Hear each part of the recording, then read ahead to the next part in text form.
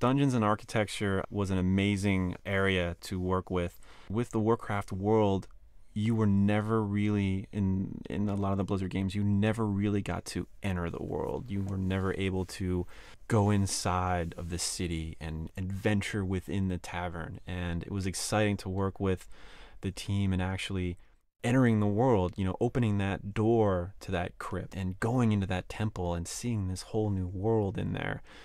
And we had a lot of freedom involved in that, and a lot of the artists got to really use their imaginations and pull from things that didn't exist before, and were able to mesh that into the world. And it was really exciting to see this whole other world, part of Warcraft that people haven't seen before, and that was truly amazing to see. It was really exciting to see each city come online. I think everyone was really excited to see, what the next city is going to look like, because they're all so different. The Dead Mines really set the bar for the rest of the dungeons and the interiors. It's not just an area you just go in now and kill some stuff. I mean, there's all kinds of little interactive elements to it, almost like stories unfold as you dig deeper into it. All of a sudden, these miners look a little weirder than you were suspecting, and all. I don't want to give it away or anything, but when you get to the bottom and you get to the final boss or whatever, I mean, it's just its own little epic journey that who knows how many hours it'll take you to get through. We've never done this before. This is a totally new area for Blizzard. I know this type of game is too, but I just wanted to really say that artists that worked on this particular area, the dungeons and the cities, just did an amazing job. And early on, they went through a lot of trials and things like that, and they really came through. They really did a great job, and we really appreciate it. We had so much Warcraft history to draw from, and so again, this was our first opportunity to translate something from the real-time strategy game to the role-playing game. So something as simple as the blacksmith structure or the human farm. Instead of the top-down little piece of art that you're used to seeing, we had to design it all, the building, the structures, what the signs outside of it look like, how someone can tell that they're in front of a blacksmith, placement of anvils and tools, and the layout of the interior of the building, what's functional.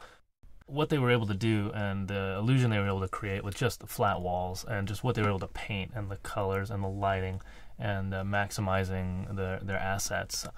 There probably wasn't a day that people, saw the work that they were doing and just couldn't believe that they were getting it to look like that in our engine. That team actually pushed the rest of the art staff too. The dungeon team really just did some amazing work, and the rest of the team would see that and push to be at that level. And I remember some of the first stuff that came through that group. It was stunning. I was like, wow, that is the Warcraft style. I mean, they nailed it. It was a great job. Yeah, that's good stuff. The artists really push each other, to do better, and everyone thrives off that and thrives off each other.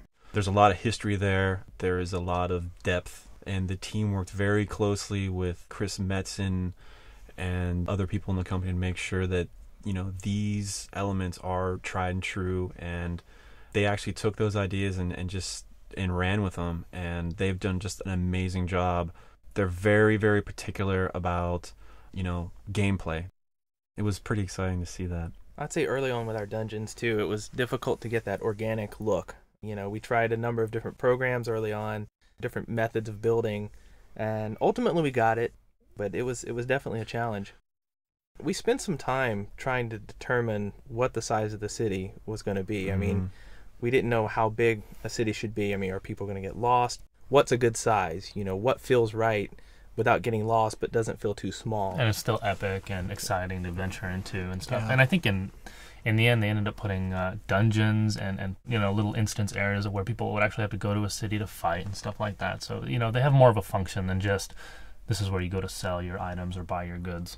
In my mind, I can look at some of the dungeons that I'm just thinking about right now, and I'm just clearly just the definitive look they have for the Night Elves is so different than the humans. Just the lighting values and the color schemes are different, and how more organic the Night Elves are than the humans. And it's like, yeah, you can relate more to the humans, but when you see that orc, city of Orgrimmar, it's just like you just want to explore that. If you go into Stormwind, the opening gate is huge and oversized. You cross the bridge; it's lined with all the heroes. There were concepts for it, and then it was built and put in the game, and tried to just hit you over the head. Make it memorable, make the silhouette of the parapets and the towers, and really striking and resemble the race.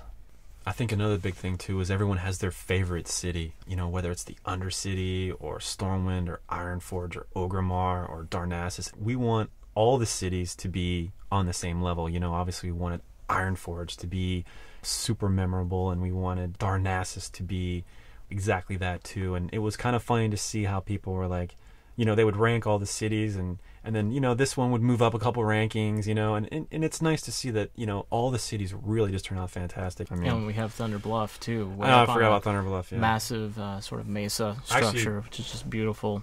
Exactly. I mean, just when you think dungeon is this dark hole in the ground, you go to a city like Thunder Bluff, and it just blows you away, because it's just not what you expect. I mean, you don't expect to see giant windmills and these just amazing looking architecture, these teepees, and it's just, I mean, totems and yeah, it's really a treat to see. I know a lot of time in development, you work on a project like this for a long time, and you're so close to it, you don't really appreciate it as much because you're just so close to it.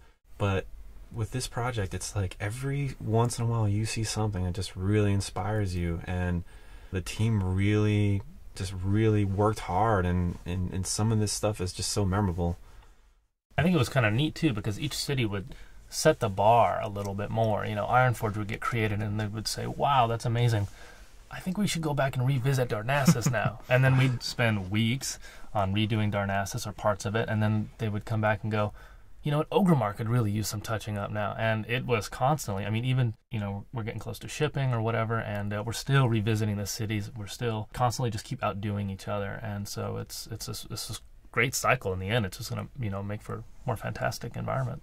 I think that's true for the whole game. This is a game of iteration. I mean, everything has been touched and retouched again and again to make it better and better. This world has always been sort of divided by the Alliance and the Horde. You know, you've always had the orcs and the humans clashing together, and now, you know, as the franchise grows, we have more and more races that are becoming involved with the conflict and taking sides. So we really wanted to get across that this world, sort of the world itself, felt divided, that within the Alliance lands you got a lot more of sort of a lush, beautiful forest and valleys, fields, jungles. It's very colorful and beautiful most of the time. You'll find this very inviting and warm. As opposed to that, you'll run through the Horde lands, and you'll find that there's this very desolate theme of sand and rock and just brushy barrens, and they're even named as such. You know, you have the Thousand Needles and the Barrens, and yeah, I mean, we even, like, to the names themselves, we really push sort of that flavor. It's just a very overall theme. I think anyone's really going to pick up on that as soon as they decide to play Alliance or Horde. They're going to see a very big contrast. I think of the Alliance, you think of lush and green. You think of the Horde and orcs, you think of, you know, dusty red and orange. And that's, you know, to make, you know, each region of the world just exceptionally iconic.